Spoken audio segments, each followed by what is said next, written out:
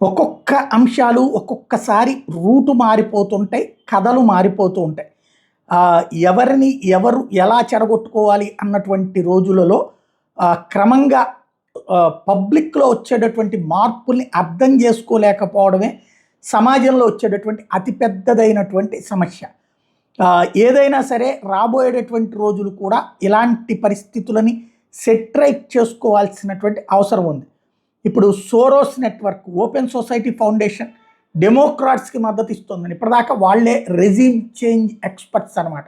అమెరికాలో ఏ ప్రభుత్వం ఉన్నా వాళ్ళ చెప్పు చేతలో ఉంటుంది, వాళ్ళు చెప్పినట్టు నడుచుకుంటుంది. అట్లాంటిది ఆ సంస్థ మీద, జార్జ్ సోరోస్కి సంబంధించిన సంస్థ మీద రికో చట్టం కిందన, racketeer influenced and corrupt organisations act కింద కేసు ఫైల్ చేయాలని సోరోస్ సంఘం అమెరికాలో హింస, రాడికలిజం ఫండింగ్ చేస్తోందని ట్రంప్ స్వయంగా ఆరోపించాడు. కానీ విచారణకు సంబంధించి ఇంకా ముందుకి రాకపోవడం, చెయ్యాలి అని ఎవరినో అడగటం, అది అసలు లాజిక్ ఇక్కడ.